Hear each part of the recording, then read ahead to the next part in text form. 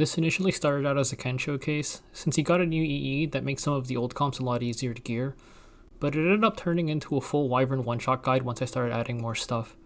I'll show a quick example run, then I'll go over unit choices, gear requirements, clear rate, and speed tuning. So this is the standard setup for a Wyvern one-shot. You have Sinful Singelica to give everybody a tank and speed buff.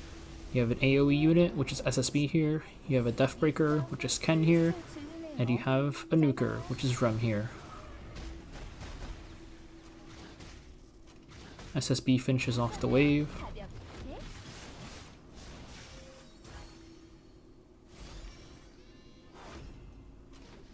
Singelica tanks the first hit. And then Ken goes and applies Deathbreak with dual attack thanks to his new EE. Singelica brings Rem in for another dual attack.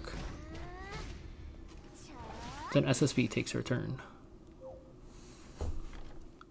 So normally after SSB goes there, your Nuker would go and kill the Wyvern, but that comp is overgeared for a reason that I'll explain later. But because it's overgeared, Rem doesn't even get a turn in that run. For unit choices, I'm just going to go over the most popular ones. There's a bunch of other niche one-shots that require really random units or whack gear, so I'm not going to go into those. I'm also not going to cover the Straze one-shot because that's a completely separate thing. So first up, there's Sinful Singelica, aka Singelica. She's not really replaceable due to her attack and speed buff and dual attack, so hopefully you manage to get her if you don't have her yet. Next, there's your AoE units. Aria is the easiest one to get, easiest one to gear, and requires no molas. The downside is that she's pretty OP in Guild War and also solid in RTA, so you might not want to commit her to just being on Wyvern duty. Next in line, you've got Seaside Bologna or SSB. She's absolutely useless everywhere else except for maybe Fire Expedition if you remember to turn her skills off. So there's not really any problem with just keeping her on Wyvern the whole time. She is limited though, so right now you can only get her through the custom group summons, and you might want to use your slots on a better unit instead. I'll also mention Clarissa as well, because she is usable, but she's super hard to gear, so it's probably not a consideration for the vast majority of players. For nukers, you've got Rem or Sigret. Rem is much better than Sigret, gives you a higher win rate, but she's a collab unit, while Sigret is a free unit. Your new Deathbreak King is now Ken. He's the best Deathbreaker for both the Rem and the Sigret comps thanks to his new EE. For Rem teams, you can also use Camilla, and if you're using Sigret, then you could also use Karin. Next, I will go over the general gear requirements for all of these units. First up is Singelica. You'll need her to be 10 speed faster than whoever your AoE unit is, and in general, at most 196 speed. I'll go over this in detail more in the speed tuning section later. She'll also need 200 effect resistance if you're using SSB or Clarissa. If you're using Aria, then her FRES doesn't matter at all. Also, not mandatory but nice to have, is at least 15% effectiveness, because you can use her EE that gives her effectiveness buff after using S3, and she'll have a chance to land attack down on Wyvern. For artifacts, anything that boosts your ally stats is nice. Midnight Bloom gives you 16% crit chance to all allies at plus 30. Super Duper Water Shooter is 5% attack at all levels, and then 10% effectiveness at plus 30. There's also Card of Small Miracles, which is 5% attack at plus 30. And there's some really random ones like Levelin's Official Beach Volleyball, which is 5% crit chance to all allies. Make sure you don't use Warhorn on her though, because it's going to mess up your speed tuning later. Regardless of which AoE hero you use, you're going to need at least 182 speed, and in general, you'll need at most 186 speed. I'll go over this more in detail later in the speed tuning section, and of course, you'll need enough damage to clear wave 1 by yourself. First, let's take a look at Aria.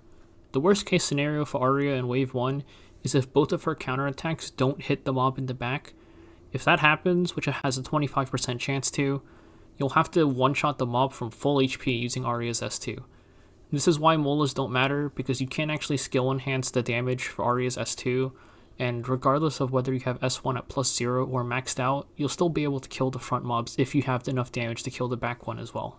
As mentioned earlier, Aria needs at least 182 speed. She scales off defense, so you can give her some defense and some attack. I just slapped whatever I had on here, so the ratios are a bit skewed, and you want a lot of crit damage on her. This build just barely manages to kill the back mob with about 34 HP to spare. She does have a plus 15 Card of Small Miracles and a plus 27 Warhorn, as well as an SSS Singelica team imprint. Those artifact levels are pretty random, so for reference, that's 3.8% attack and 9.5% attack. If you want to use Daydream Joker over Portrait, you're going to need much better gear than what I have here. If you're using Sigret as your nuker, you might want to consider giving Aria 65% effectiveness. This is because buff shuffling in this game is really random. Sometimes death buff will be first, sometimes counter buff will be first. So Wyvern's first hit on Aria might make her counterattack, and she can apply blind to increase Sigret's S3 damage. The blind also makes it so that Wyvern might miss a hit or two on Aria. If there's no blind, Aria might get pushed so far back that she won't take a turn before Wyvern gets to move. Next up is SSB. This is the build that was used in the example one-shot video. A few months back, she got a new EE, 10% extra damage on S2. It makes gearing her a lot easier, which is why I have her on Daydream Joker to help out with some of the Wyvern damage in Wave 2. Since SSB uses 2 full AoEs, and the mob in the back is squishier, the small ones in the front are actually the limiting factor on whether or not you can clear Wave 1. This build manages to overkill Wave 1 by 795 HP, with SSS Singelica imprint and no bonus attack from any ally artifacts. If you don't have enough damage for SSB to be on Daydream Joker, you could use Portrait of the Saviors instead. That would give you a solid extra 1000 damage or so. If you really need the extra damage, since Portrait will only proc on the first hit and not the second one, you could use Otherworldly Machinery, which you get from the Ringar's Full Moon Festival side story, where you can also get Midnight Bloom. I highly recommend not using Ringar's Special Drink, because you'd have to bottle that to plus 30 for consistency, and SSB sucks in PvP right now and nobody else uses that artifact, so it's way too much of an investment. While it's not mandatory, you want to try to get SSB's effectiveness to about 65%. This is because in Rem comps, there's a very good chance that SSB gets to use her S2 on Wyvern instead, which could apply another death break. And for Sigret comps, her S1's target could increase Sigret's S3 damage. Next up is Clarissa, who's got some pretty ridiculous gear requirements. I can't actually gear one myself, so we'll just be taking a look in the damage calculator instead. The damage calculator is not 100% exact, but it gets very close, and it'll give you a good idea of what kind of gear you need anyways. She needs to kill a unit in order to activate her S2, so your limiting factor on whether or not you can clear Wave 1 is going to be whether or not your S3 one-shots the big mob in the back, since that one's squishier. So first up, if you have a plus 30 Portrait of the Saviors, SSS Singelica, and a plus 30 Warhorn, and 1 Torrent set on Clarissa, you'll need 350 crit damage and 4,289 attack. If you don't have a Torrent set, then you'll need 4,656 attack instead. For Death Breakers, the speed tuning varies a lot, and you'll probably want to check the speed tuning section for more details, but in general, you need 156 to 159 speed. They'll also need 65 effectiveness as well. For artifact choice, you can use either Warhorn, Midnight Bloom, Super Duper Water Shooter, Card of Small Miracles, or if you're using Ken or Camilla, you can use Sword of Autumn Eclipse. Ken's main strength for why he's so good is because he got a new EE that gives him a dual attack with the highest attack ally when he uses his S2. His S2 has a 100% at base death break. We're not going to be able to proc the Ignore Efres, but 85% is still plenty high. He needs to equip the EE, so he'll need 5-star Awakening. That's all he really needs. Mine has a bunch of extra stuff because I used him in Raid like 4 years ago. He doesn't need any of that, plus 0 Molas is good enough. If you need help getting Wyvern's HP down, you can give him some damage stats. He is HP scaling and these stats definitely aren't optimal. I just swapped my boots out for my Rift Ken to get his speed down low enough. For stats, all she needs is enough bulk to not get killed by the mobs in Wave 1 if they decide to both target her. If you need help getting Wyvern's HP down, you can also give her some damage stats as well. Camilla does also give a team speed imprint. This can make it a bit easier to gear your Wave 1 AoE, but also make sure that you don't actually break your speed tuning and you're factoring in the speed imprint when you're tuning your team. Depending on how well geared your Sigret and Karin are, you might need to Mola Karin S2, S3 in order to actually kill Wyvern. Her Mola costs combined with her actually needing to build damage make her the most costly Deathbreaker to use. Lastly, we've got our nukers. They need at least 120 speed in order to prevent Wyvern from cutting them before they manage to take a turn. You've got a pretty decent chance of landing a second debuff, but it varies depending on what comp you're using, and as always, it's subject to 15%, so you're better off just giving them 120 speed in order to reduce RNG. Rem is by far the best choice as a nuker.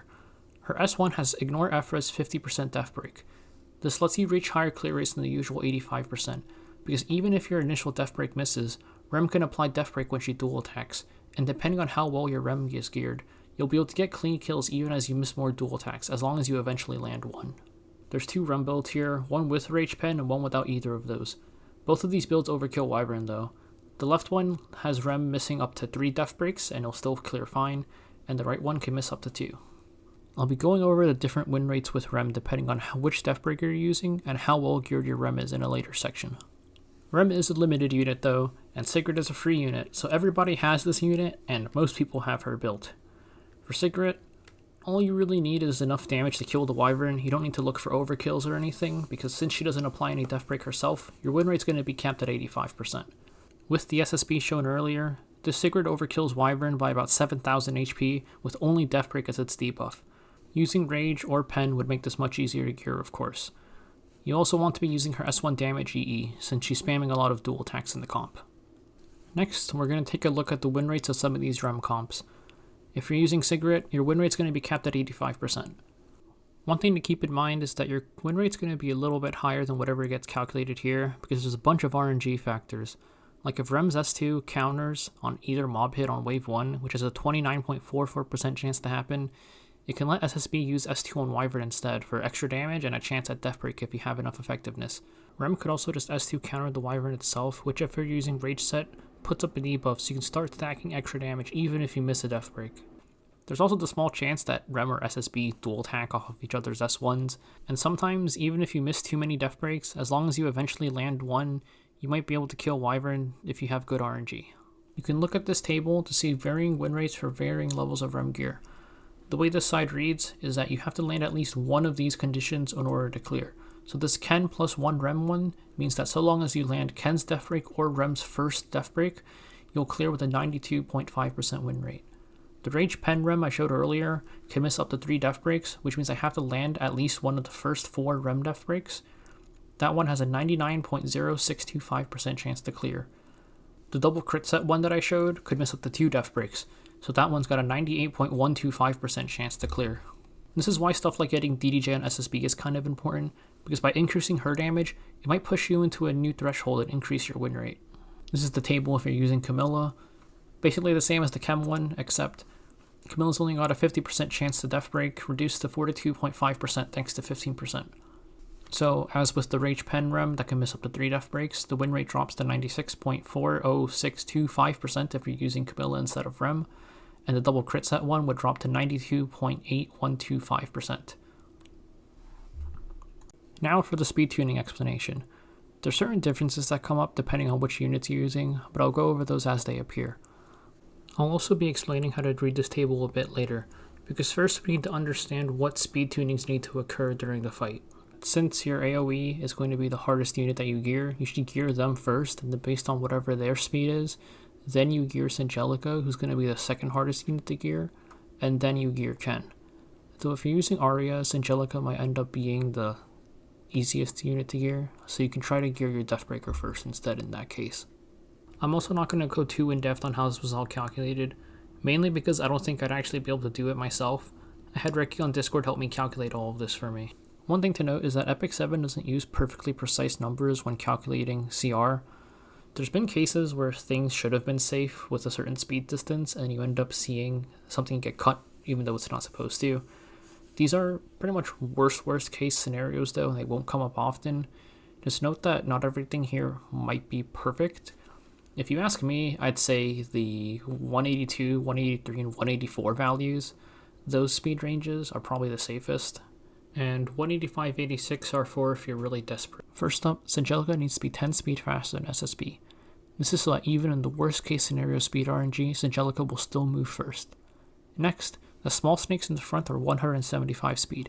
SSB and Aria both need to move before them to get their S3s off, and they'll need at least 182 speed to do that. Next, we've got to take a look at Ken, who's got 2 things influencing how fast or how slow he can go. Ken needs to make sure that he moves after the mobs in wave 1. Because since SSB and Aria both need the mobs to attack them, if he takes a turn first, he'll lose his S2 and he'll lose his attack buff and the speed buff. In order for this to happen, he has to be at most 169 speed. You also need a minimum speed of 166, because you want Ken to move before Singelica on wave 2. If you're using Warhorn, this can be avoided, but that only happens if you're not using SSB and REM together, because if SSB and REM are together, there is the 16% chance that REM counters wave 1 and kills the wave. This means that you won't get a third turn before Singelica goes, and Ken won't get his Death Break off. If you're using Sigret, this pretty much ends your run since Ken's your only source of Death Break. With REM, you still have a chance to clear, though a much lower one. This applies to Camilla and Karin as well, because you want them to cut Singelica on wave 2. So, since we now know that Ken has to move before Singelica on wave 2, this also means that you want to limit how fast your Singelica goes. 196 speed is the cap, because after 169 speed, Ken starts cutting the first wave. This also means that your SSB probably wants to be capped at 186 speed, since Singelica can't go any higher than that. And now for reading the actual table. This is just SSB speed. Whatever your SSB speed ends up at after you finish gearing her is the line you want to follow. For example, we can say she's 183 speed. Based off of that, Singelica would need to be at least 193 speed and up to 196 at most. Going higher is okay, just keep in mind that would constrain how slow your Ken is allowed to be and make it a bit harder to gear him. Though this isn't much of a problem because all Ken really needs is the speed and the effectiveness. So then for Ken's side, with a 193 speed Singelica, he can be anywhere from 167 to 169 speed. If you're using Clarissa as your AoE, it doesn't really matter if Ken cuts the mobs since Clarissa's going to kill them all when she takes her turn. So you just need to make sure that he's about 9 speeds slower than her and still fast enough to cut the Singelica. And lastly, your Nuker needs at least 120 speed to make sure they don't get cut by Wyvern. So, in summary, Singelica needs to be at least 10 speed faster than whoever your AoE is, with a 196 speed cap. She also needs 200 effect resistance unless you're using Aria as your AoE. And ideally, you want at least 15 effectiveness using her effectiveness EE. Next up, the AoEs need at least 182 speed to outspeed the first wave, and 186 speed at most. Of course, you need enough damage to clear the first wave, and if you can, try to get close to 65 effectiveness. Your Deathbreaker needs 159 speed max, and the minimum depends on how fast your Singelica is. You can check the table in the earlier section for that. They'll also need 65 effectiveness, and maybe some damage to push you into certain breakpoints. For Karin, damage is pretty much mandatory. Lastly, for your nukers, they need at least 120 speed to prevent Wyvern from cutting them, and enough damage to one-shot. If you're using REM, you can push even more damage to increase your win rate. Also, as a reminder, if you're struggling to keep Singelica within 196 speed, or your Deathbreakers in their whatever speed range, you can use Warhorn to negate that due to the CR push, so long as you're not using both REM and SSB together. Ken's EE makes one-shotting Wyvern easier than ever.